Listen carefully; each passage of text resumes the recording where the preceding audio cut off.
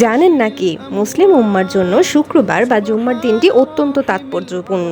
মহানবী সাল্লাল্লাহু আলাইহি ওয়াসাল্লাম এই দিনটিকে সপ্তাহের মধ্যে শ্রেষ্ঠতম দিন বলেছেন।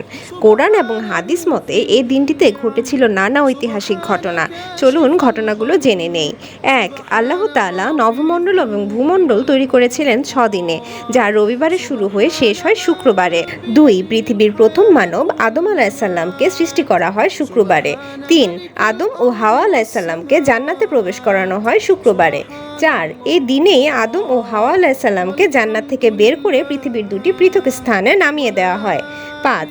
আদম ও হাওয়া আলাইহিসসালাম পৃথিবীতে পুনরায় মিলিত হন শুক্রবারে। ৬. কোরআন মতে কিয়ামত সংঘটিত হবে এই শুক্রবারে।